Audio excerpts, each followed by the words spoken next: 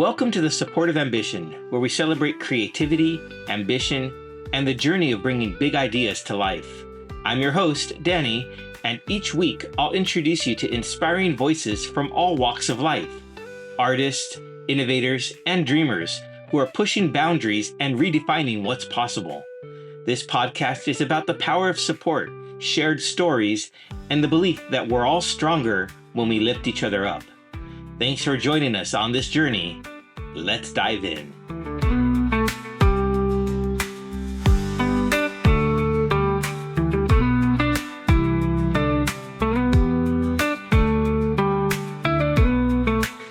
Hello, everyone, and welcome to the Supportive Ambition.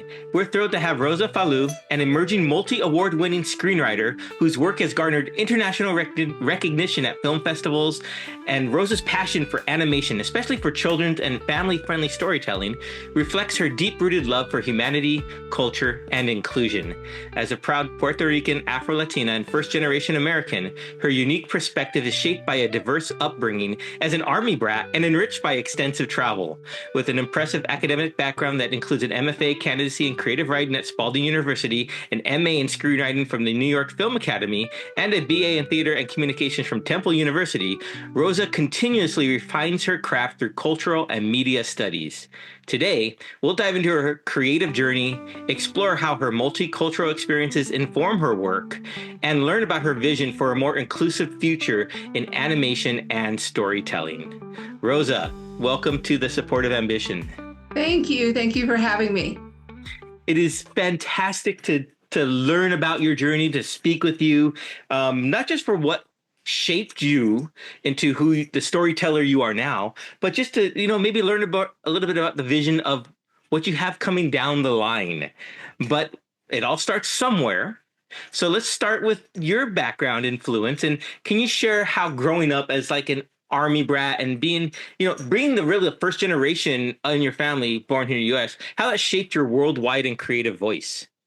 Yes, well, that definitely, my parents being the first ones off the island and my dad serving in the U.S. Army, 2 tours of duty in Vietnam, and then being stationed in Germany for most of my youth until about 12 years old. We lived all over Germany.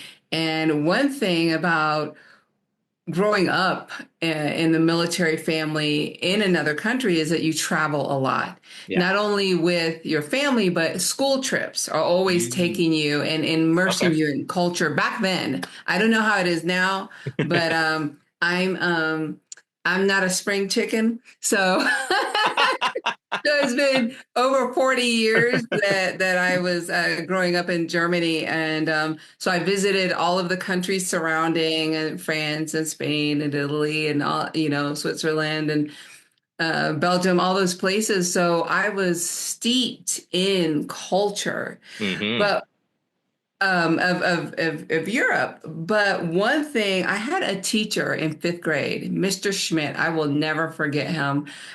He would take our whole 5th grade class once a month to some type of entertainment arts event. Oh, okay. So imagine back then you had 25 to 30 5th graders and we'd get dressed up and we'd go to the theater, the opera, the ballet, the symphony. Wow.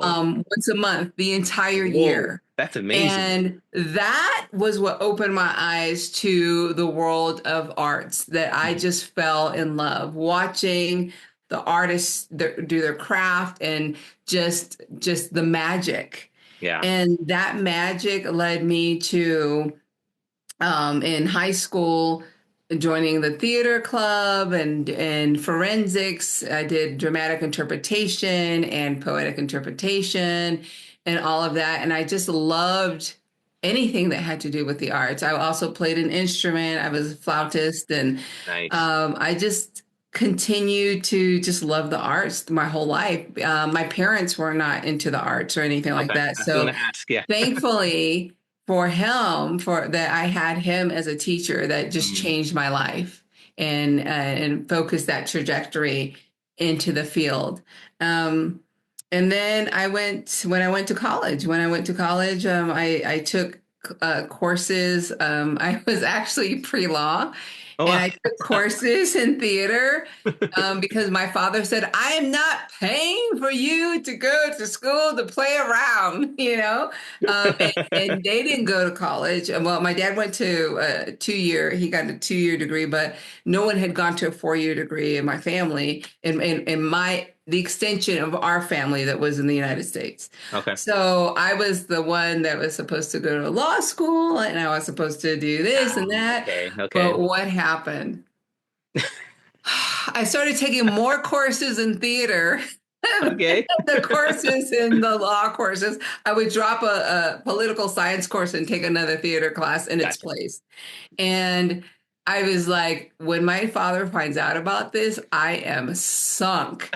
So I started applying for schools. I had an instructor, Bob Penny, may he rest in peace, who was the original voice to some of the car commercials that were out back in the 90s. And he said, Rosa, you are growing, because at that point my dad had finished his career in Colorado Springs from the military, retired Okay. from the Hmm. military. And he said, Rosa, you are a big fish in a very small pond here. He said, you need to reach further. He goes, go to the East Coast. He goes, go Yeah. to school there, get what go to a big pond where you have to figure things out and where you learn and you're stretched. And I was like, are you kidding me? I can't do that. He's like, you can do that. I ended up getting offered scholarships from many different schools and very well-known schools. Hmm. And I ended up choosing Temple University for my undergraduate, for my Bachelor of Arts in Theater and Communications, Very with cool. an emphasis on acting. Now, I decided on that school because um, I had a crush on this boy, and he was from Tale as old as Philadelphia. time, right? He was from Philadelphia. Okay. So I was like, maybe I can get close enough. Well, I didn't really care about him once I got to school in Philadelphia. I was like, whatever, I love it here. And I wanted a Bachelor of Arts because at that time, what I found out was if you received a Bachelor of Fine Arts of some of the art schools, then you could only get your Master of Fine Arts in the same field. And I Oh, was like, but what if I don't want to what if do it? What if I exactly? find Yeah. something else to do? So 20 years, fast forward 20 years later, I finished my Bachelor of Arts.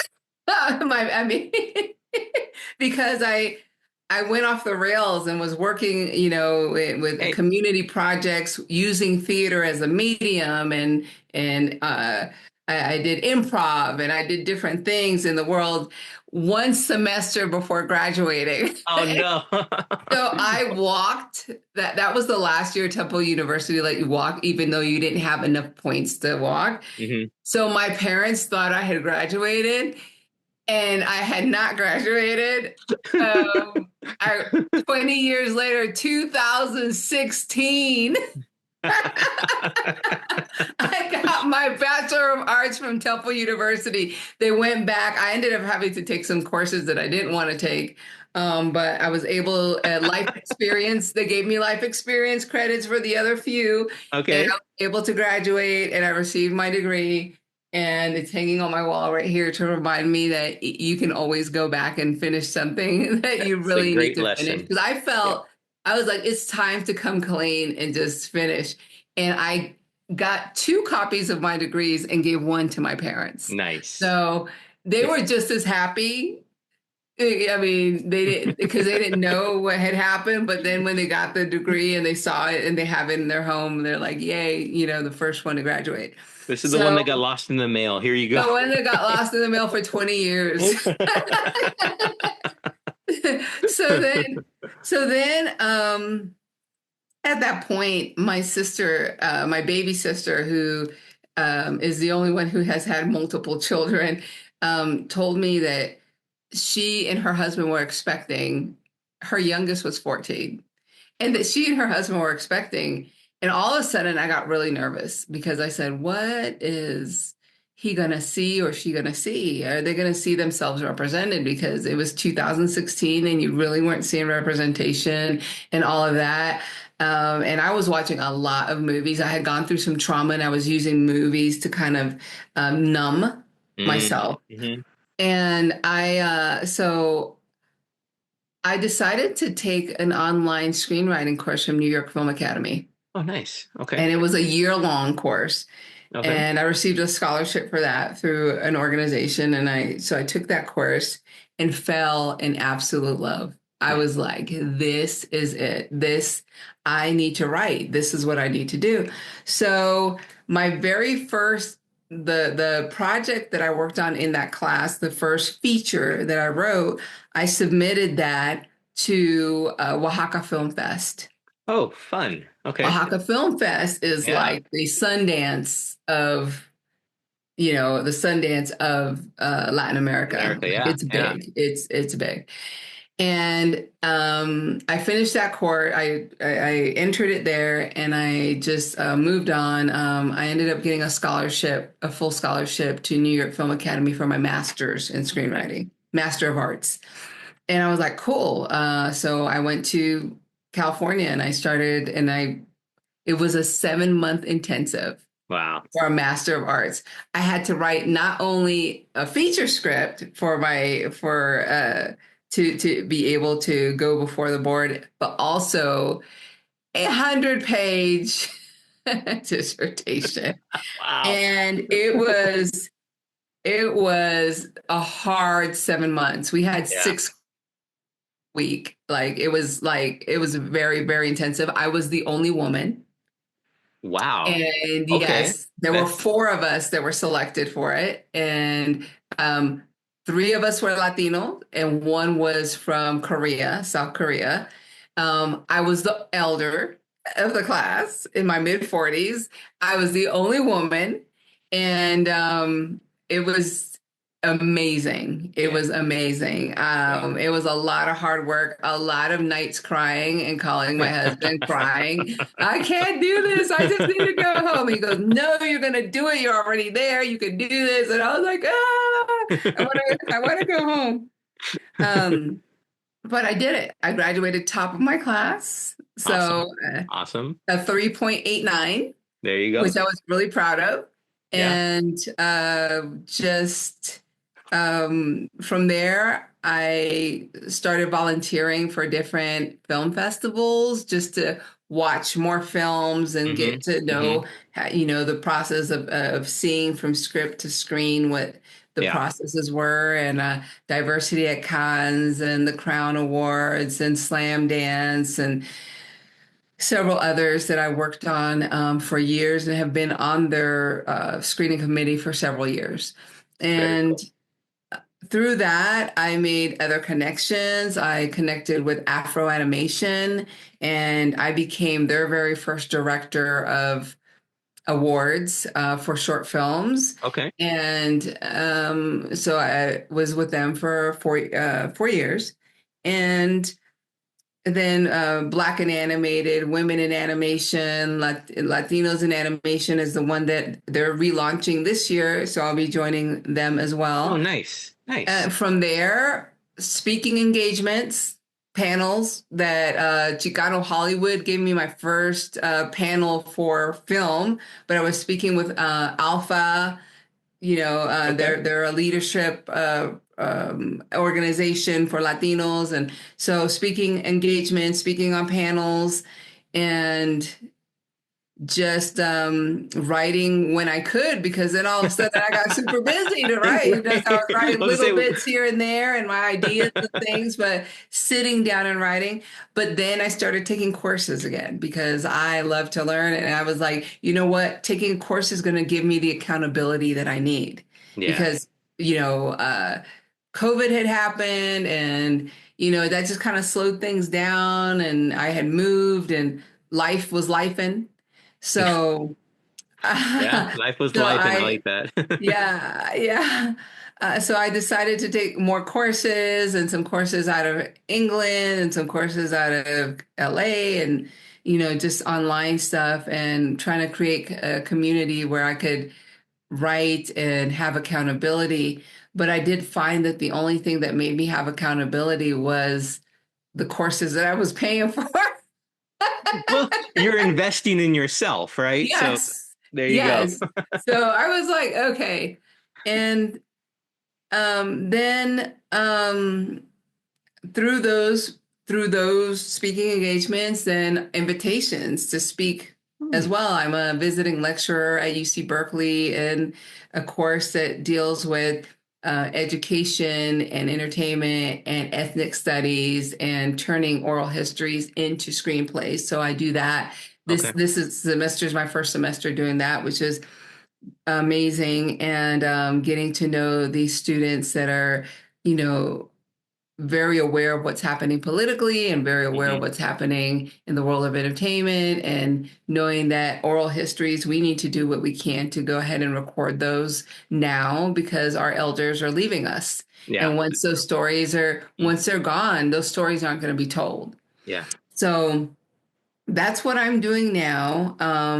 And then I woke up on years ago, I had made a comment to my husband. I said, it would be cool to have my own production company at some point. And he goes, all right. He goes, then start with getting an email address. He's like, what's the name of your production company? And I said, oh, well, Resilient Life Films, because I've had to be resilient I and like it. reinvent myself several times. It's cool. He said, all right. So I created the email address back in 2017. Very cool.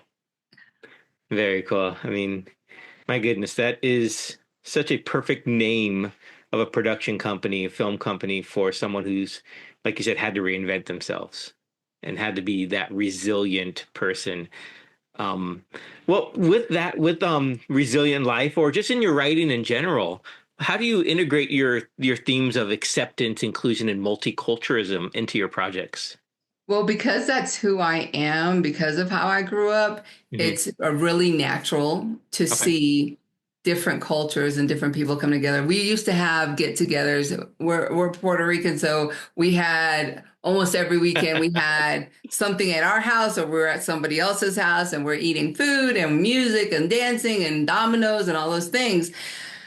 But growing up, it was like the United Nations in our house because Very we cool. had Okay. everyone. There were, a lot of military soldiers were married to women from Germany or Italy or Spain or Korea or Japan and things like that. So my classrooms were always multicultural, Right. Right. multicultural. And then our neighborhood was multicultural, and Hmm. our get-togethers were multicultural. So to me, when I came back to the United States after growing up for almost 12 years in Germany, it was really odd and a culture shock to see that that's not the way that it was Yeah. here. Yeah. It was Hmm. like, what's happening, and then I became very aware that Latinos, mostly, especially in Colorado, it was mostly a Mexican American community, Okay. didn't know that you could be Black and Latino. So it was like, and then I had to choose Oh once I man. found groups of Hmm. who I was going to have to be. So with the Black children, I had to be Black. With the Latino children, I had to be totally Latino. I wasn't, there was no middle ground in both. I couldn't be both. Hmm. So when I write, I write from a place of my truth. And my truth is that I am Afro Latina. I am grown up in the United States, grown up in Germany. I have all of these experiences. So I include that in the way that I write That's so awesome. that I can step into any role that I write. Unless I specifically say this color or this culture, I define it, anybody can step into the role and anybody can be represented in their truth of who they are. That's fantastic. It really is. I mean, I grew up in San Diego, so it was a real, where I went to school, it was a real melting pot. We had all different cultures. So when I moved out from there and I got to see that it was really, I don't want to say segregated, but it was like, these communities here were just this was here. And it wasn't that mix that I was used to. So it was really odd dynamic. And and so I understand what you mean about that.